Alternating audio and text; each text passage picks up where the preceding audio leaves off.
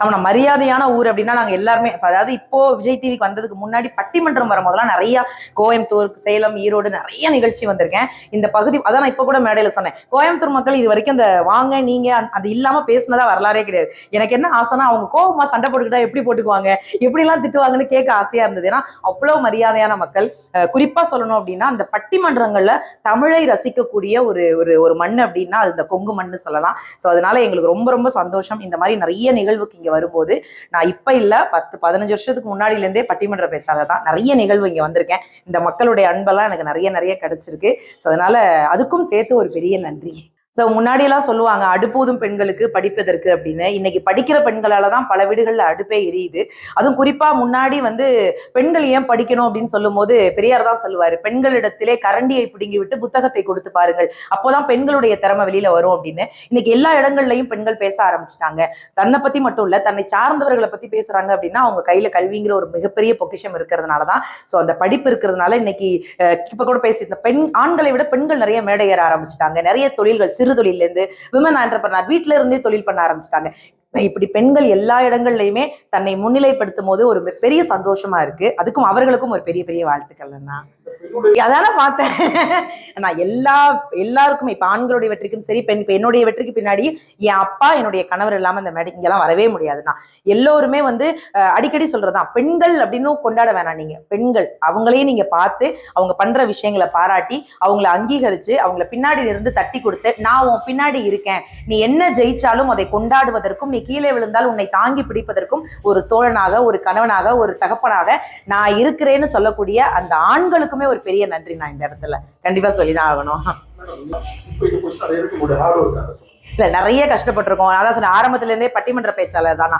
எல்லாருமே டக்குன்னு பெரிய ஆளா வந்துட்டோம் அப்படின்னா அந்த இந்த இந்த வெற்றியுடைய ருசி எனக்கு தெரியாது. ஆனா ஒவ்வொரு நாளும் ஒவ்வொரு மேடையும் நிறைய மேடை ஏறி இருக்கேன், நிறைய தொய்வுகள் ஏற்பட்டிருக்கு, நிறைய தோல்வியை பார்த்திருக்கேன். ஸோ அதனால இந்த இடம் அப்படிங்கிறது இது என்னுடைய தமிழும் என்னுடைய குடும்பமும் இறைவனும் எனக்கு கொடுத்த பிச்சை. முக்காவாசி ரசிகர்கள் எனக்கு கொடுத்ததுன்னா இந்த இடம் நான் உண்மையிலே எதிர்பார்க்கவே இல்லை. இன்னும் நான் வரல, நான் இன்னும் போகக்கூடிய இடம் உங்களை மாதிரி ஆட்களுடைய பிளஸிங். இன்னும் திரைப்படத்துல நான் இப்பதான் சின்ன சின்ன கேரக்டர்ஸ் பண்ணிட்டு இருக்கேன். இன்னும் எனக்கு நல்ல ஒரு நகைச்சுவை ரோல் கிடைச்சது அப்படின்னா ஒரு பெரிய சந்தோஷம் இருக்கும். ஏன்னா என்ன மாதிரி குறிப்பா சொல்லணும் அப்படின்னா நிறைய நிறங்களால நிராகரிக்கப்பட்ட இடம், நிறைய இடத்துல சொல்லியிருக்கேன் அதை.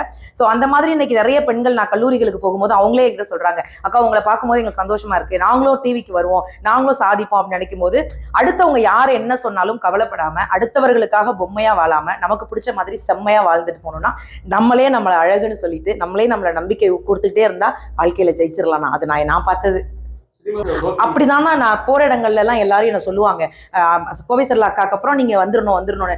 எனக்கு என்னன்னா அதை தாண்டி எனக்கு ஒரு பெரிய ஆசை இருக்கு. ஒரு படத்துல ஒரு பெரிய நகைச்சுவை கேரக்டர் பண்ணி மக்கள் மனசுல ஒரு ஆழமா பதிஞ்சிடணும் அப்படின்னு. அதுக்கு காத்திருக்கேன், நான் உண்மையிலே காத்திருக்கேன். என்ன ஒரு படம் வந்தாலும் பண்றதுக்கு நான் ரெடியா இருக்கேன், நான் காத்துட்டு இருக்கேன். வருதுண்ணா, 1-2 வருது. இப்போ சுசீந்திரன் சாரோட வள்ளி மயில்னு ஒரு படம் பண்ணியிருக்கேன். எனக்கு தெரிஞ்சு அது வந்ததுன்னா ஒரு நகைச்சுவை கேரக்டரா அது நல்ல ரெஜிஸ்டர் ஆகும் நம்பிக்கை இருக்குண்ணா. அது ஒரு நல்ல கேரக்டர்.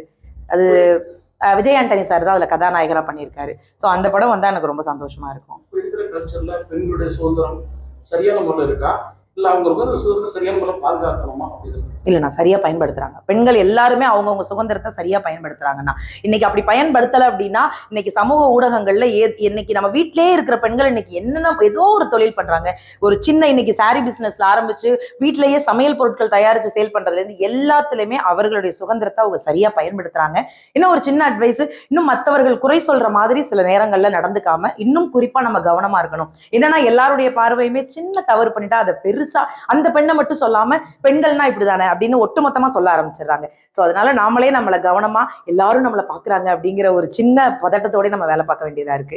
ஸோ அது மட்டும் இல்லாம எங்க இன்னும் சுதந்திரமா விட்டீங்கன்னா நல்லா இருக்கும். எனக்கு கடைசியா வேணா அது முடிஞ்சு பல வாரம் ஆயிருச்சுன்னா வருத்தத்தோட பதிவு போட்ட மாதிரி இருந்துச்சு.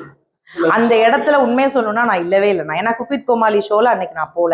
அதனால அங்க என்ன நடந்தது அப்படிங்கிறதுமே எனக்கு உண்மையிலே தெரியாது. நான் ரெண்டு பக்கமுமே நம்ம விசாரிக்காம நான் பேசவே முடியாது. ஆனா எனக்கு என்ன பர்சனலானா இது மூலமா நான் வந்து இன்னைக்குமே விமனுக்காக தான் நான் பேச வந்திருக்கோம்.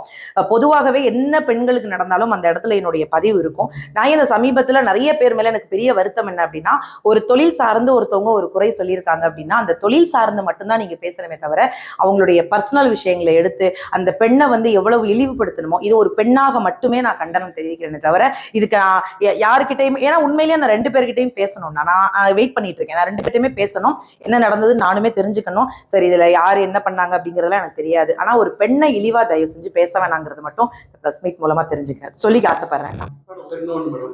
பெண்களுடைய வளர்ச்சி, பெண்கள் வளரும் போது ஆண்கள் அறிஞர்களை சப்போர்ட் பண்ணுவாங்க. கண்டிப்பா நான் வந்து இன்னொரு பெண் அந்த அளவுக்கு தூக்கி விடுவாங்களா அப்படிங்கிறது ஐயப்படுது. அப்படிலாம் கிடையாதுண்ணா. நீங்க அப்படிலாம் கிடையாது. இப்போ நீங்க ஃப்ரெண்ட், இப்ப நான் ஜெயிக்கும் போது பக்கத்துல என்னுடைய தோழி பார்த்தாலும் பொறாமப்பட மாட்டா.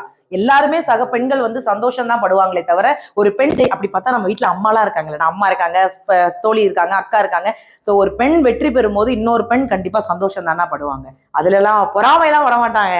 நான்லாம் யாரை பார்த்து பொறாமையே பட்டது இல்லைண்ணா. அந்த அடிப்படையில சொல்றேன். சோ எண்ணம் போல் வாழ்க்கை, நாங்க எப்படி இருக்கோமோ அப்படிதான் நம்மளை சுத்தி இருப்பாங்கன்னு நினைக்கிறேன்னா.